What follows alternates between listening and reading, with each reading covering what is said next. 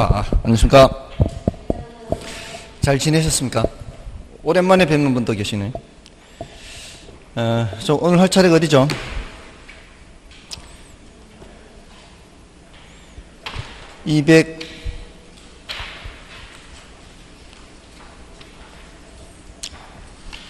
(258페이지죠) 맞나요? 이게 맞나? 예, 맞나요? 258페이지 맞나요?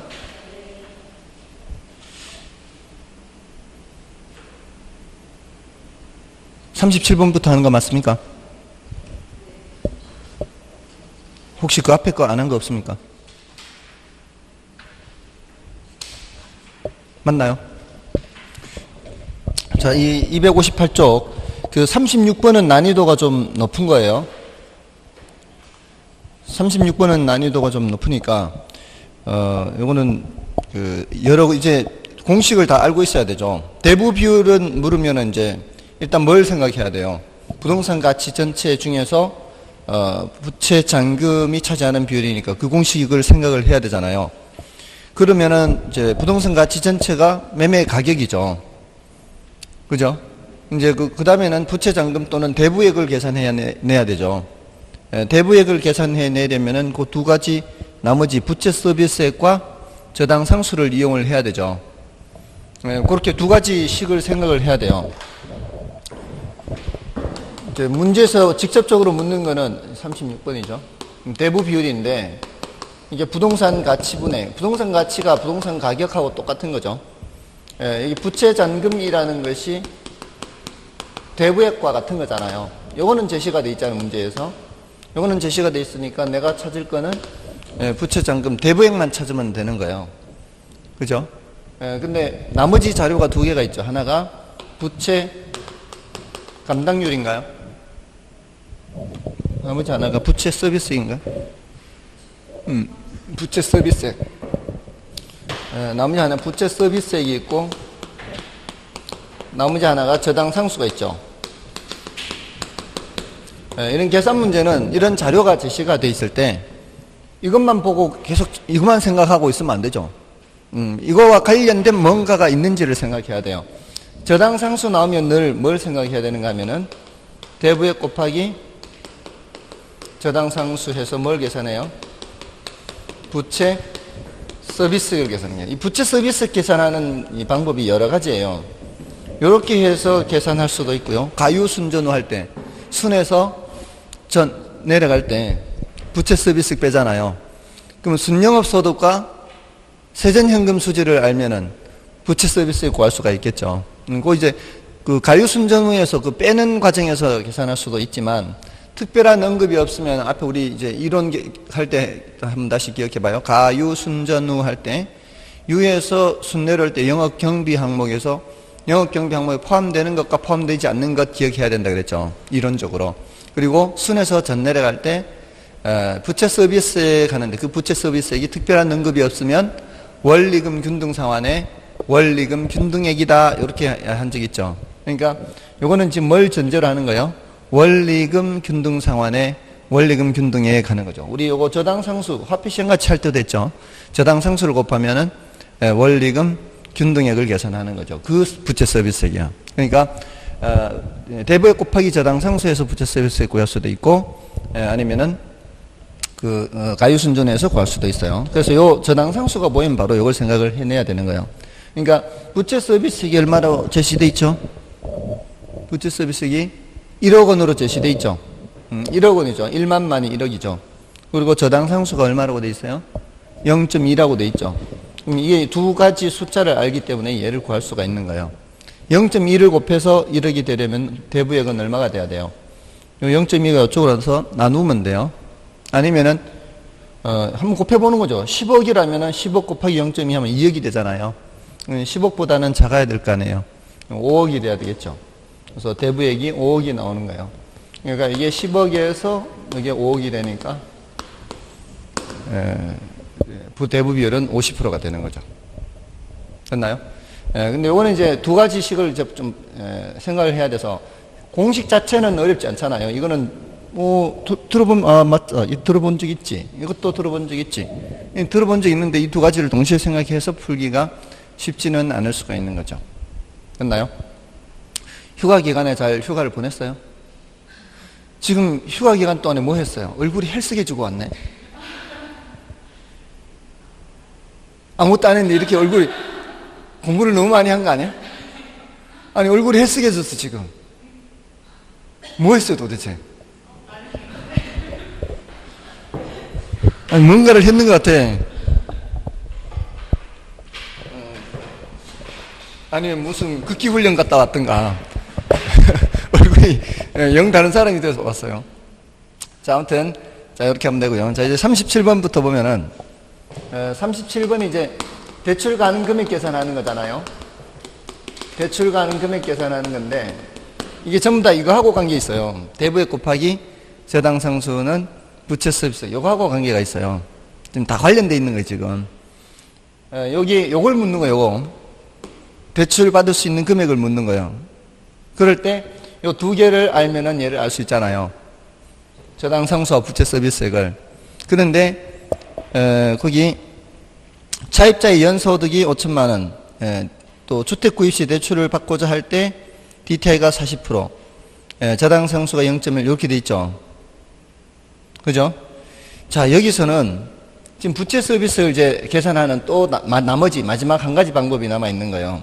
이렇게 해도 부채 서비스를 계산할 수 있는데, 우리 이제 연소득에다가 DTI를 곱하면은 이 DTI의 의미가 뭐예요? 총부채 상환 비율. 내 연소득이 5천만 원이면 5천만 원의 40%까지는 원리금 상환하는데 돈을 쓸 수 있다 이 뜻이거든요. 그러니까 연소득에 대한 부채 서비스액의 비율을 DTI라 그래요. DTI. 그러니까 이게 40%다 이 뜻은 뭐예요? 5천만 원의 40%까지. 5천만 원의 40%는 얼마예요?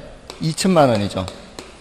5천만 원 중에 2천만 원까지를 뭐로 쓸 수 있다? 부채 서비스액으로 쓸 수 있다. 그 한도를 정해 놓은 게 DTI란 말이에요. 그러니까 연소득에다가 0.4를 곱해도 이게 뭐가 나오는 거예요?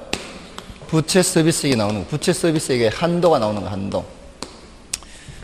자, 그러니까 부채 서비스액을 이런 식으로 두 가지 방법이죠. 하나는 대부액 곱하기 저당상수 이렇게 할 수 있고, 하나는 연소득 곱하기 DTI. 연소득의 몇 프로까지 부채 서비스액을 쓸 수 있다. 이거는 원리금 균등 상환의 부채 서비스액. 요 두 개 값이 어때야 돼요? 두 개 값이 같아야 돼요. 이 두 개 값이 같아야 대출 받을 수 있는 금액을 계산을 하거든요.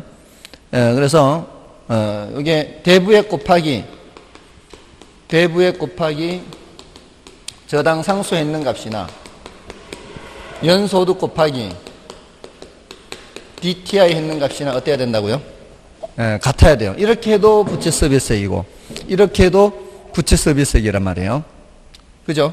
지금 여기서는 이 자료에서는 얘를 묻고 있는 거예요. 얘를 묻고 있으면서 알려준 자료는 저당상수 0.1을 알려주고 있죠. 연소득 얼마 알려주고 있고요. 5천만 원 알려주고 있고 DTI는 0.4 알려주고 있죠. 그러면 이제 자동으로 얘가 나오겠죠. 맞나요? 대부액 곱하기 저당상수 했는 것이나 연소득 곱하기 DTI 했는 것이나 똑같기 때문에 이제 요 값이 이쪽으로 와서 뭐 하면 되는 거예요? 나누기 하면 되는 거예요. 이쪽에 곱하기가 돼 있으니까. 그러면 이제 공식화해서 기억하시면 돼요. 그래서 예전에 한번 했어요. 주택의 경우에 최대 대출 가능 금액 계산할 때 주택의 경우에 LTV 기준이 있고 DTI 기준이 있다 이렇게 했어요. 근데 이제 LTV 기준은 지금 여기서 얘기 안 하고 있고 DTI 기준만 지금 얘기하고 있는 거예요. 대출 받을 수 있는 금액 이걸 계산하려면 어떻게 해야 되는 거예요? 연소득에다가 DTI를 곱한 후에 저당상수로 나누기 하는 거죠. 그래서 그때 이렇게 수업을 했단 말이에요. 연소득 곱하기 DTI 나누기 저당상수. 기억하시나요? 기억 안 해도 별 상관은 없어요. 뭐 어차피 또 새로 하는 거니까. 그러니까 요 공식이 나온 이유가 바로 이거란 말이에요. 대부액 곱하기 저당상수 해도 원리금 균등 상환에 부채 서비스액이 나오고 연소득 곱하기 DTI에도 부채 서비스액이 나오니까 요 값이 같다라고 해서 여기 이쪽으로 넘어와서 나누기 해서 연소득 곱하기 DTI 나누기 저당상수, 연소득 곱하기 DTI 나누기 저당상수, 요 순서가 되는 거예요. 그래서 주택의 경우에 대출받을 수 있는 금액을 계산할 때 곱하기 나누기 이렇게 기억하시라 그랬단 말이에요. 곱하기 나누기. DTI는 곱하고 저당상수는 나누고. 근데 이거는 쉽다 그랬죠. 이거는 부동산 가격에 몇 % 대출해준다 이거잖아요. 이건 이제 문제에서 LTV를 주죠. 그러면 이제 얼마만큼 대출받을 수 있다. 이렇게 하는 거죠. 자, 이렇게 해서 계산을 할 수가 있다 이 말이죠. 자, 근데 이제 넘어가시면은 38번은 요거는 이제 다 준 거죠. 38번은 요 자료를 다 이렇게 이런 식으로 준 거예요. LTV도 주고 DTI도 줬죠. 38번 LTV도 주고 DTI도. 그래서 주택담보대출을 희망하는 A 소유 주택시장 가치가 6억 원이고 그럼 뭐예요? 6억 원을 어디다 쓰란 얘기예요? 여기 쓰란 얘기예요. 부동산 가격이 6억 여기다가. 그 다음에 연소득 6천만 원이잖아요. 그럼 6천만 원 여기다 쓰란 말이죠. 자, 이 사람이 다른 부채가 없대요. 다른 부채가 없으면 A가 받을 수 있는 대출 가능 금액이죠. 연간 저당 상수가 0.08이니까 여기다 쓰면 돼요. 그 다음에 LTV가 60%죠. 0.6 여기다 쓰면 되고요. 그 다음 총부채 상환 비율 40%니까 0.4를 여기다 곱하면 되죠. 그리고 이제 두 가지 대출 승인 기준을 모두 이제 충족시켜야 한다. 이렇게. 자료 다 나왔잖아요. 5가지. 그럼 여기는 66이 36. 그냥 3.6억 되는 거죠. 여기는 요거 곱하면은 2,400만 원이잖아요. 이 사람이 사용할 수 있는 부채 서비스 한도가 2,400만 원이에요. 요거 두 개 곱해서도 2,400이 나와야 돼요. 근데 요거 지금 내부에 곱해서 2,400이 나와야 되는데 이제 이쪽으로 와서 나누기를 하는 거죠. 그러면 2,400 나누기 0.08 하면은 계산기 두드리면은 3만만 나올 거예요. 3만만은 이제 3억이 되는 거죠. 그러니까 3.6억, 여기는 단위가 억이고. 그래서 3억과 3.6이 3억 대출받을 수 있는 거죠. 작은 쪽을 대출받을 수 있는 거죠. 됐나요? 3억 있죠? 4번. 됐습니까? 근데 이제 38번은 이제 이렇게 풀면 되는데요. 39번은 뭐가 있는 상황이에요? 기존 주택담보대출이 있잖아요. 1억 2천만 원. 그럼 이런 문제는 어떻게 풀면 돼요? 이거하고 똑같이 풀면 돼. 다 풀고 난 후에 마지막에 3억에서 1억 2천 빼면 되는 거예요. 문제 푸는 구조가 똑같단 말이에요. 그러니까 계산 문제를 볼 때는 어떤 형태의 문제인지를 빨리 파악하는 게 우선이에요. 근데 39번은 별로 어렵지 않은데 우리 교재에는 없지만 기존 부채에 따른 기존 부채가 뭔지는 말 안 해줘요. 그게 기존 부채가 얼마인지는 말 안 해주고 기존 부채에 따른 원리금 상환액이 여기 이제 1,200만 원 있어요. 기존에 대출받은 금액을 알려준 게 아니고 기존 대출받은 금액에 따른 원리금 상환액이 1,200만 원이라고 알려줘요. 이럴 때에는 계산 다 끝난 후에 1,200을 빼는 게 아니겠죠. 어떻게 해야 되는가 하면은 여기서 빼야 돼요. 여기서. 이 사람이 지금 쓸 수 있는 한도가 1년에 2,400만 원만큼을 이제 원리금 상환하는데 쓸 수가 있잖아요. 근데 이미 다른 부채 때문에 1,200만 원을 사용하고 있단 말이에요. 그러면 이 사람의 한도가 줄어들어요. 여기서 1,200을 빼야 돼요. 한도가 1,200으로 주는 거죠. 그 1,200을 뭐로 나눠야 되는 거예요? 0.08로 나눠야 되는 거예요. 그래서 여기 한도, 부채 서비스 한도에 빼는 문제냐 아니면은 그 39번처럼 대출 금액을 알려주면은 계산이 끝난 후에 마지막으로 대출 금액을 빼주느냐 그거예요. 근데 요 형태의 문제는 약간 난이도가 더 높단 말이에요. 이게 좀 어렵다 싶으면 이거는 버리고 요것만 하면 되죠. 39번까지 하면 되잖아요. 그러니까 이쪽으로 갈수록 출제 빈도는 낮고 난이도는 높아지는 거예요. 그러니까 난이도가 높아질수록 출제 빈도는 낮아지는 거예요. 그러니까 그 앞쪽에서 이제 멈춰버리면 되는 거예요. 아시겠죠? 39번까지는 이제 풀면 되고요. 자, 근데 요거는 지금 주택이란 말이에요. 근데 40번 넘어가시면은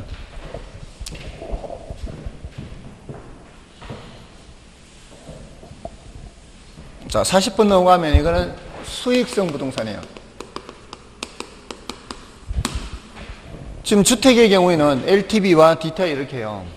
그 이유가 주택의 경우에는 주택에서 수익이 발생하지 않잖아요.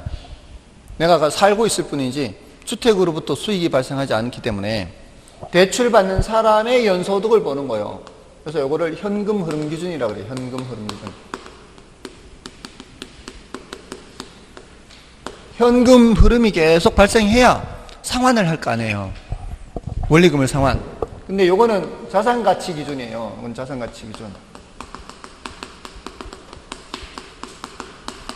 요거는 뭐예요? 요거는 혹시라도 상환을 못하게 되면은 집을 처분하면은 상환받을 수 있으니까 그걸로 얘기하는 거고, 요거는 그런 상황이 되지 않도록 매달 원리금을 상환할 수 있는지를 보는 거예요.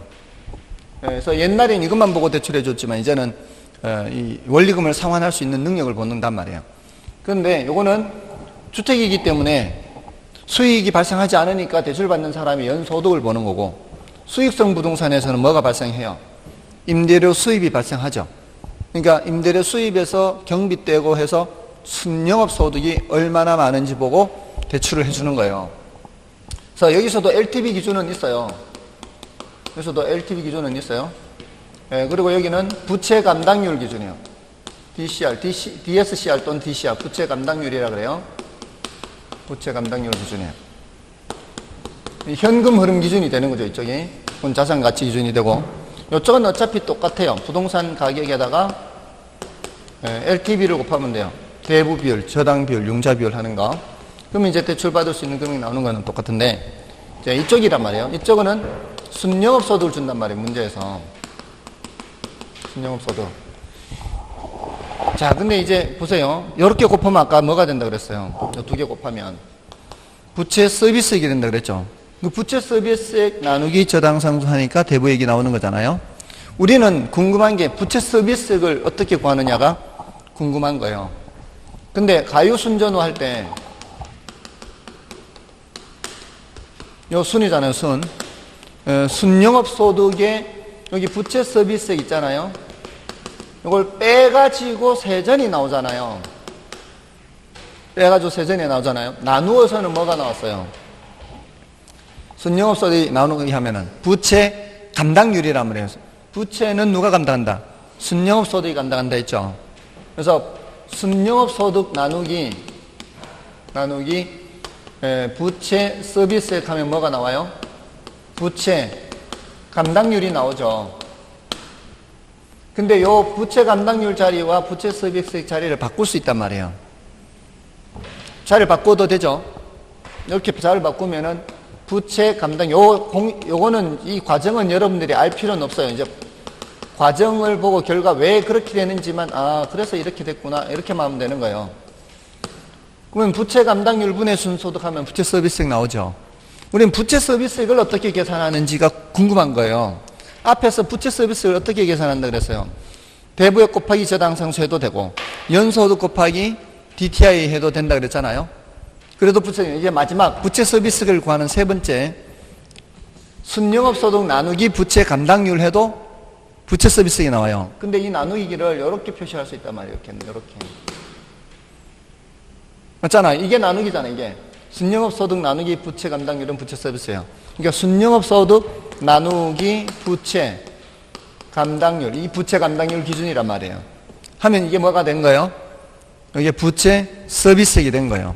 그 부채 서비스액이 됐으니까 이제 다시 또 여기다가 나누기 저당 상수하면 되는 거예요. 그러니까 이쪽은 부채 서비스액 연소득 곱하기 DTI 해서 나오는데, 수익성 부동산의 경우에는 순영업 소득 나누기 부채 감당률 해서 부채 서비스를 구해요. 자, 그래서 이렇게 나누어서 계산하는 거죠. 그래서 지난번에 수업할 때 이거는 곱하기 나누기 이렇게 기억하는 거고, 이쪽은 나누기 이렇게 기억하라 그랬죠. 한 것 같아요. 근데 까마득하게 이제 또 까먹었겠죠. 오래됐으니까. 그래도 뭐 반복하면 되겠죠. 한 번 또 하고 한 번 또 하고 반복하면 되는 거죠. 처음에 시작할 때보다는 그래도 조금은 나은 것 같지 않나요? 이럴 때는 빈말이라도 대답을 해야 되는 거예요. 자, 그러면은 이제 나누기만 하면 돼요. 자료를 찾아서 곱하기만 하면 되는데 40번과 41번은 연습 게임이에요. 연습 게임. 40번과 41번은 순영업 소득이 1,800만 원이고 적용되는 부채 감당률이 1.1대 부채 서비스액은 묻죠. 부채 서비스액은 어떻게 구한다고요? 순영업 소득 나누기 부채 감당률 하면은 바로 나오는 거예요. 그러니까 얼마예요? 1,500만 원 나오겠죠. 그래서 나오고 41번은 위 문제에서 어떤 투자자에게 적용되는 대출 조건에 따른 저당 상수가 0.12라면 투자자가 대출받을 수 있는 최대 금액은 얼마인가? 이 부채 서비스를 계산해 놨잖아요. 1,500이라고. 그 위에 문제에서. 이제 저당 상수가 0.12면은 어떻게 하라는 얘기예요? 그 1,500 나누기 0.12 하라는 뜻이죠. 그럼 대출받을 수 있는 금액이 계산되는 거예요. 1,500 나누기 0.12 하면은 1억 2,500만 원 나오나요? 이렇게 하는 거죠. 그게 이제 밑에 문제예요. 41번 문제. 그러니까 40번, 41번 문제는 이제 42번 문제를 풀기 전에 연습하는 연습 게임이에요. 42번 문제는 이제 결합된 거예요. 40번과 41번이 결합된 거예요. 거기는 다 주고 있죠. 대출 기준이 부채 감당률은 1.4 이상, 저당 상수는 0.1, 순영업 소득은 2.1억. 그러니까 요거 이제 순영업 소득 2.1억 알려준 거예요. 부채 감당률 얼마? 1.4 알려준 거예요. 저당 상수는 0.1 알려준 거죠. 그러면 2.1 나누기 1.4 하면은 1.5 나오나요, 이거? 2.1 나누기 1.4 하면 1.5 나오죠. 1.5를 다시 또 0.1로 나누면은 15가 되죠. 15억 대출받을 수 있다 이거예요. 그러니까 이 구조를 알고 공식을 기억하고 있으면은 사실 문제를 푸는 시간은 얼마 안 걸리는 거예요. 그러니까 문제를 보고서 문제를 파악을 하고 어떻게 풀어야 되는지 그거를 머릿속에 자꾸 훈련을 해야 돼요. 저도 예전에 이 계산 문제 풀 때 그 훈련을 많이 했어요. 이 문제를 보고 어떻게 풀어야 되는 문제인지를 파악하는 훈련. 그러려면 뭐를 파악을 해야 돼요? 제시된 자료를 보고서 또 올릴 수 있는 어떤 실마리를 자꾸 마련해야 되잖아요. 어떤 게 나오면은 어떻게 푼다, 이렇게. 그죠? 그러니까 무엇을 묻는지를 제일 먼저 봐야 돼요. 대출 가능 금액 하면 이쪽 동네란 말이에요. 대출 가능 금액을 묻는 거는 주택의 경우냐, 수익성 부동산의 경우냐, 이렇게 일단 먼저 분류를 해야 되겠죠. DTI가 나오면 이제 주택 쪽으로 보내야 되고요. 부채 감당률이 나오면은 요 수익성 부동산 쪽으로 보내야 돼요. 그게 첫 번째예요, 첫 번째. 제가 만약에 계산 문제를 정리를 한다면 그렇게 할 거라고요. DTI가 나오면서 최대 대출 가능 금액 물으면 쪽 주택으로 해서 곱하기 나누기로 가는 거고, 부채 감당률이 나온다. 상업용 부동산이다. 그러면은 나누기로 간다 이 말이에요. 그게 그러니까 자료를 봤을 때 질문을 하는 것과 자료를 봤을 때 머릿속에 분류가 되도록 하는 훈련을 하시라고요. 계산 문제도 계산 문제 직접 풀어보는 것도 풀어봐야 되지만 그게 우선이라고요.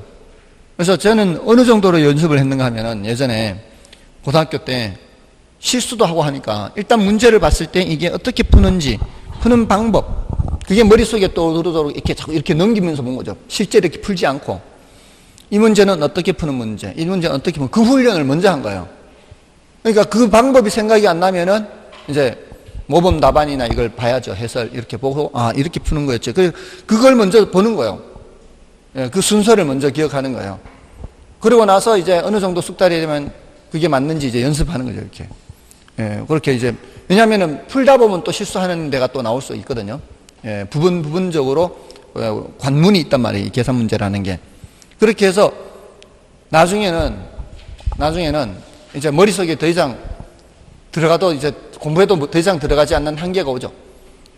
이제 너무 머릿속에 너무 많이 차 있으니까 공부를 해도 자꾸 튀어나가죠. 이제 더 이상 안 들어가는 단계가 올 거예요.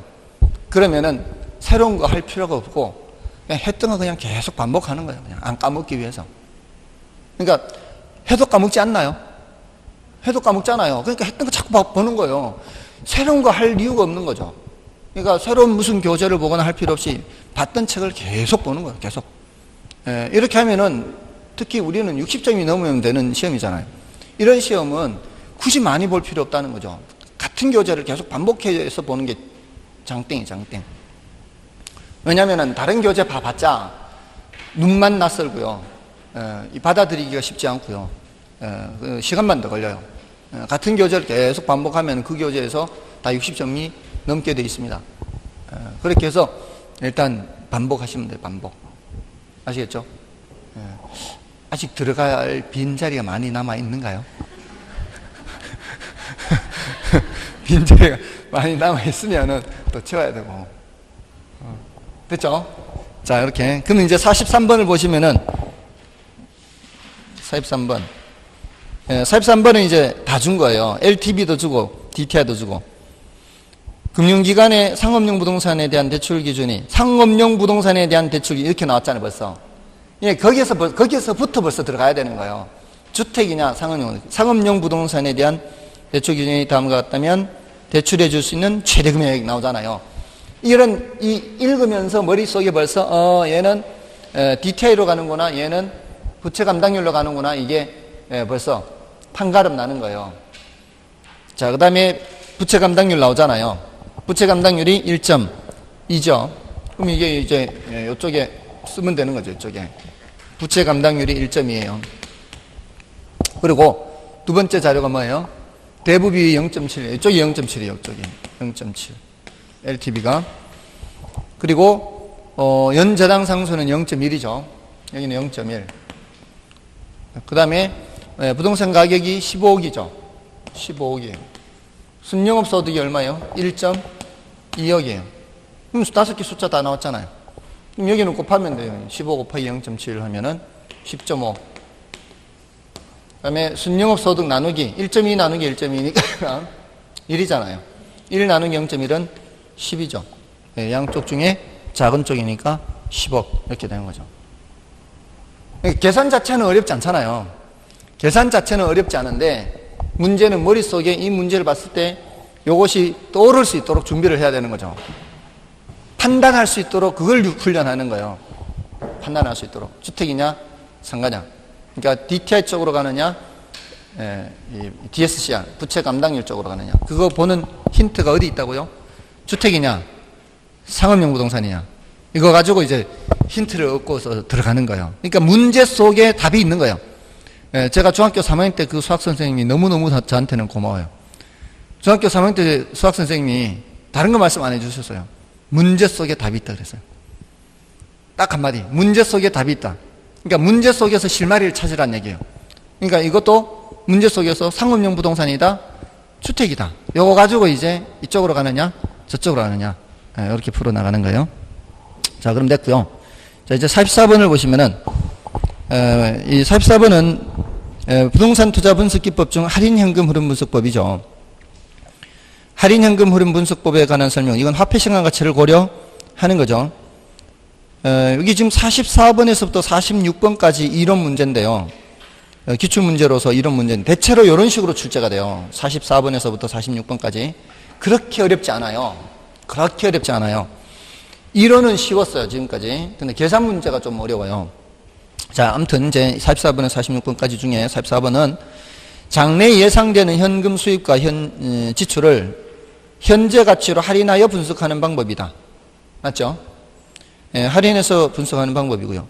또 장래 현금 흐름의 예측은 대상 부동산의 과거 및 현재 자료와 비교 부동산의 시장 자료를 토대로 여러 가지 미래 예측 기법을 사용해서 이루어진다. 당연히 현금 흐름 예측할 때는 여러 가지 예측 기법을 동원을 해야 되겠죠. 그 다음에 현금 흐름의 추계에서는 부동산 운영으로 인한 영업소득뿐만 아니라 처분 시의 지분 복귀액도 포함된다. 자, 우리 할인연금 수지 분석법이 가장 정확한 방법이라 그랬죠.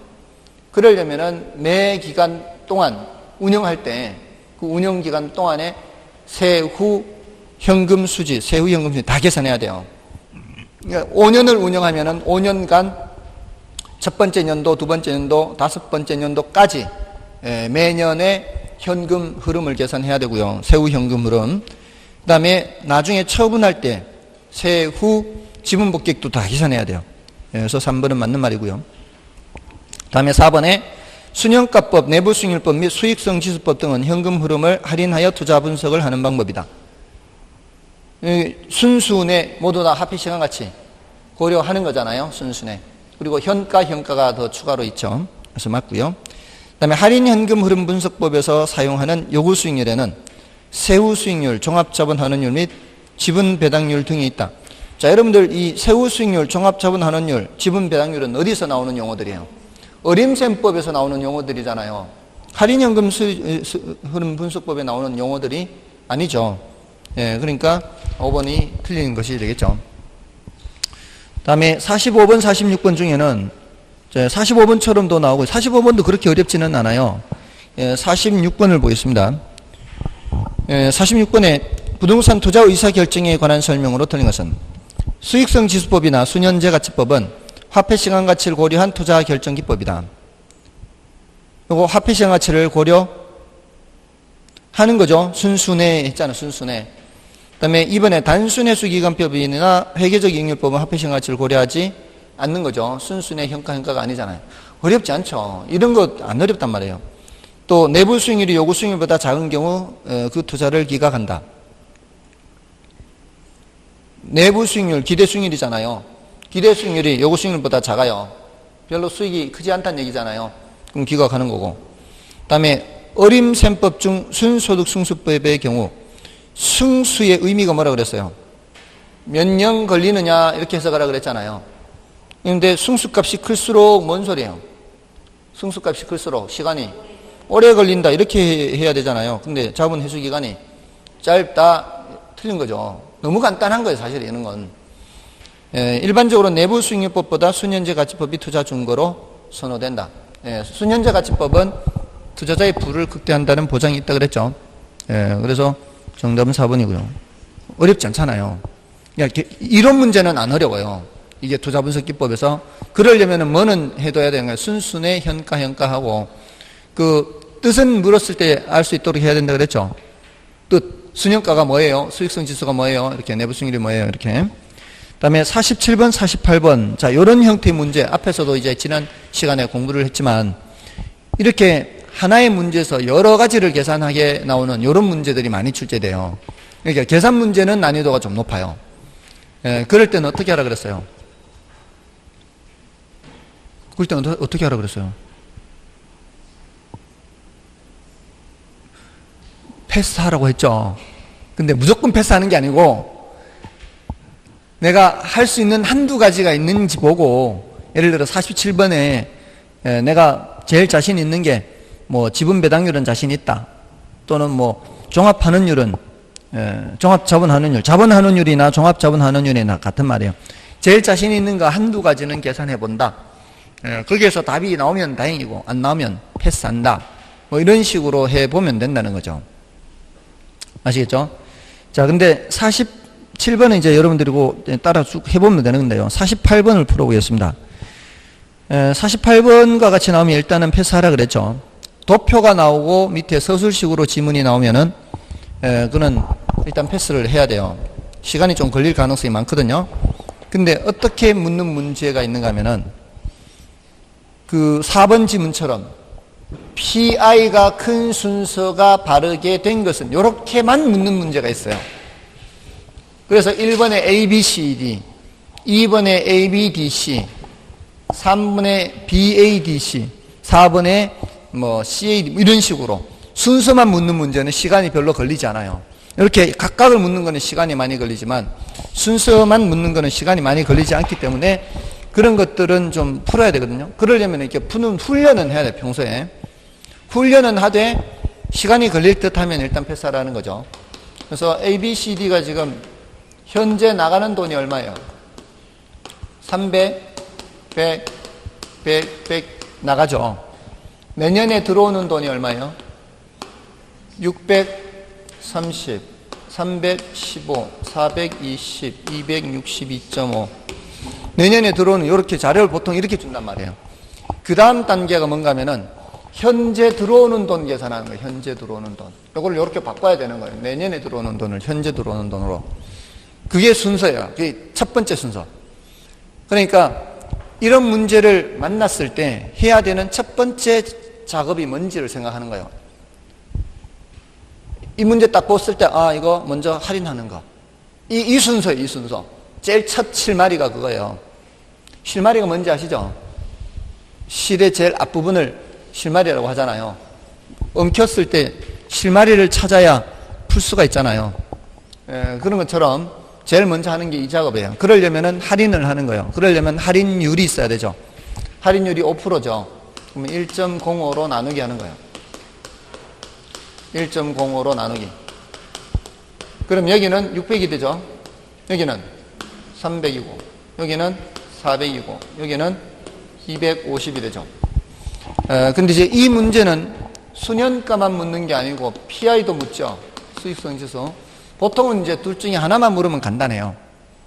근데 수년가는 빼기 하는 거죠. 이거. 현재로 바꾼 거예요. 현재로. 빼기 하는 거예요.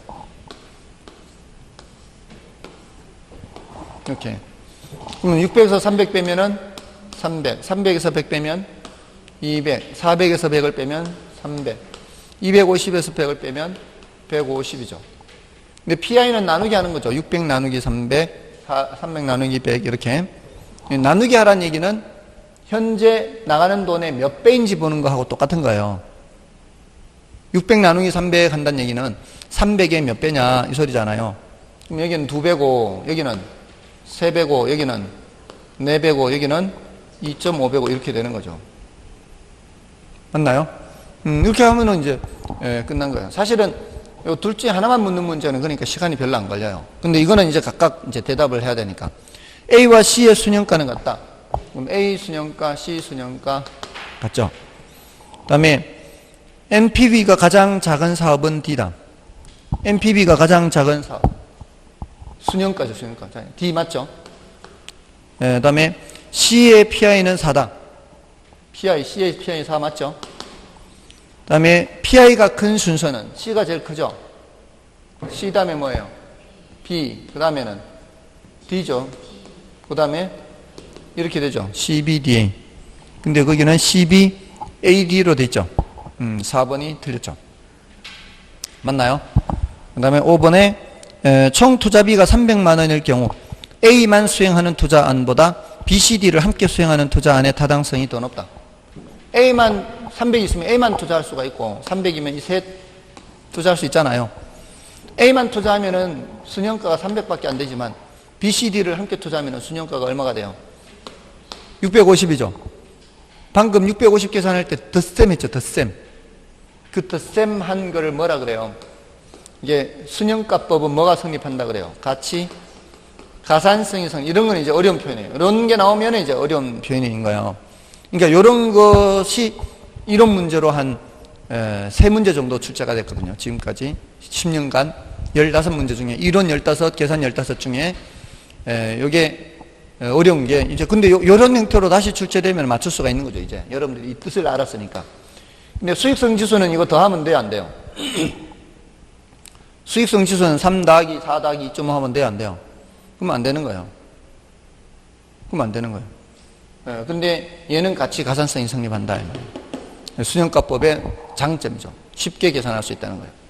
근데 저기는 수익성 지수는 저렇게 계산하면은 안 된다는 거죠. 됐나요? 그러면 수익성 지수 어떻게 해야 돼요? 나가는 거 300 다 더하고 들어오는 거 다 더하고 해서 해야 돼요. 다 더하면 어떻게 돼요? 950인가요? 2, 3, 4, 950. 300분의 950 되는 거죠. 맞죠? 300분의 950. 이걸 다 더해서 3으로 나누면 안 되죠, 또. 더해서 3으로 나누면 되나요? 이런 경우에는? 9.5. 더해서 3으로 나누면 9.5를 3으로 나눠야 되죠. 그렇게. 아무튼, 이런 경우에만 되는 거예요. 저기 100, 100, 100이 같기 때문에. 백백백이 같기 때문에 가능한 거. 그때는 그냥 그나마 좀 계산이 편해요. 근데 백백백이 서로 다르면은 계산하기가 불편하겠죠. 그러니까 수익성지수법은 내부수익률법과 함께 같이 가산성이 성립하지 않는 단점이 있는 거예요. 그래서 48번은 이제 4번이 정답이고, 아무튼 이렇게 푸는 방법을 알아는 둬야 될 거 아니에요. 그래야 딸랑 순영가나 수익성지수만 묻는 문제는 풀 수가 있다는 거죠. 자, 이제 넘어가셔서 금융론으로 가시면 돼요. 자, 금융론에서는 이제 1번은 별로 중요하지 않고요. 그나마 2번부터 조금 그래도 이제 언급이 되는 거예요. 2번부터. 그 중에 3번 문제를 보겠습니다. 1번은 별로 중요하지 않고 2번부터 간혹 나오는 건데 그 중에 3번. 3번에 부동산 금융과 관련된 다음 용어 중 틀린 것은 1번 신탁금융은 신탁회사와 신탁계약을 맺은 후 받은 수익 증권을 담보로 자금을 융통하는 방식이다. 신탁이면 신탁. 신탁은 맡기는 거죠. 맡기는 거잖아요.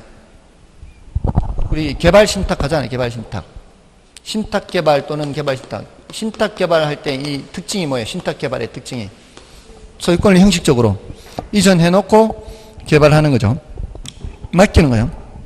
맡기는데 얘는 맡기면 이제 뭘 줘요? 수익 증서를 주거든요. 그 수익 증서를 이 금융기관에 맡기고 대출받는 거예요. 신탁금융. 그래서 맞는 말이에요. 그 다음에 부채금융은 타인 자본을 조달하는 금융이며 금융기관으로부터의 차입이나 사채 발행이 이에 해당한다. 그죠? 돈 빌리는 거예요. 돈 빌리는 거는 무슨 금융?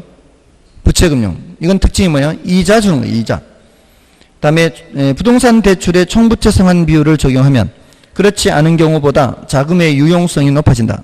총부채 상환 비율이 조금 전에 했던 DTI예요. DTI를 적용하지 않는 경우와 적용하는 경우 어떤 게 대출받기가 어려워요? DTI를 적용하면 대출받기가 어려워지는 거죠. 왜냐하면 소득을 입증을 해야 되니까 소득이 적으면 대출 못 받는 거죠. 그래서 자금의 유용성이 높아지는 게 아니라 낮아지게 되는 거예요. 자금의 유용성은 낮아집니다. 그래서 3번 틀렸고요. 그 다음에 대부 비율이란 담보부동산의 가치에 대한 융자 잔금의 비율을 말하며 대부 비율이 높을수록 채무 불이행의 가능성은 높아진다. 그렇다고 볼 수 있죠. 많이 대출해 주니까. 그 다음에 지분금융은 자기 자본을 조달하는 금융을 말하며 주식 발행이나 신디케이션 등이 그에 대한, 그렇죠. 신디케이션은 투자자 모집이죠. 투자자를 모집해서 결국 자금을 모집한 후에 그거를 부동산에 투자해서 나중에 수익금을 배당해 주죠. 지분금융의 특징은 배당, 부채금융 특징이 이자, 이렇게 되죠. 자, 그러니까 넘어가시면 4번, 5번 이런 형태의 문제 풀 수 있어야 돼요. 4번, 5번 형태. 그러니까 지분금융에 속하느냐 부채금융에 속하느냐 이거 구별해야 됩니다. 그래서 위에서부터 쭉 내려와 볼게요. 지분금융과 관련이 없는 것은 했는데 조인트 벤처가 뭐예요? 요거는 금융기관이 지분으로 참여한다 그랬죠. 그러니까 보통은 금융기관이 대출해 주는 곳이잖아요. 근데 이 조인트 벤처의 특징은 금융기관이 대출해 주는 것이 아니라 금융기관이 지분으로 참여해요. 그러니까 무슨 금융이 되는 거예요? 지분금융이 되는 거예요. 지분금융. 그 다음에 부동산 신디케이트 이거 지분금융이죠. 투자자 모집해가지고 배당해 주는 거니까. 그 다음에 우리 펀드 있잖아요. 펀드 3번에 펀드 들면은 배당해 주는 거예요? 정해진 이자 주는 거예요? 펀드 배당이죠. 그러니까 무슨 금융이에요? 지분금융이죠. 그 다음에 부동산 투자회사법에 의한 부동산 투자신탁 이게 부동산 투자회사잖아요. 회사 무슨 금융? 지분금융 주식회사죠. 5번에 담보 신탁에 의한 자금 조달 이거 뭐예요? 부채금융. 저 신탁 좀 전에 신탁금융 했죠. 신탁개발도 있고요. 신탁관리도 있고요. 신탁처분도 있고요. 요거를 글자를 바꿔버리면은 요거 개발신탁이라 그래. 개발신탁. 요걸 바꾸면은 관리신탁이라 그래요. 처분신탁이라 그래요. 요거는 금융신탁 아니고 담보신탁 그래요. 신탁개발은 개발이에요, 신탁이에요?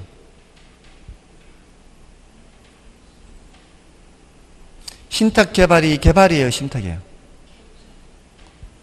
개발 신탁은 신탁이에요, 개발이에요? 돌다리 하면은, 돌다리, 나무다리, 돌다리 하면은 그게 다리예요, 돌이에요? 어디에 초점이 맞춰져 있어요? 다리죠. 다리는 다리인데 돌로 만든 다리, 나무다리, 다리는 다리인데 나무로 만든 다리. 초점은 그래서 그걸 체언이라고 하죠. 우리 국어할 때. 앞에 거는 수식어고, 돌로 만든 다리. 그렇잖아요. 예, 그 뒤에 거는 체언, 몸체. 예, 이렇게 얘기하잖아요. 그러니까, 요거는 초점이 여기 맞춰져 있는 거예요. 여기 맞춰져 있는 거라고요. 이렇게 할 때는 여기에 맞춰져 있는 거라고요.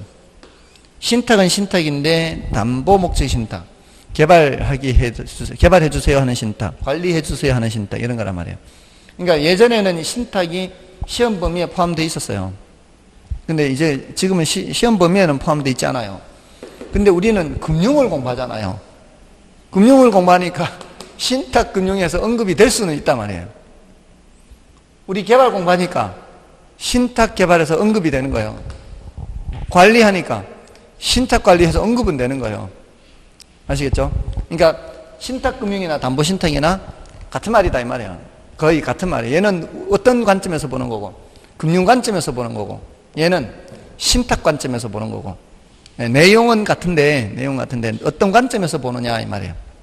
그래서 지금 대출 받는 거예요. 대출 5번 금융 이 신탁 금융 하는 거하고 똑같아요.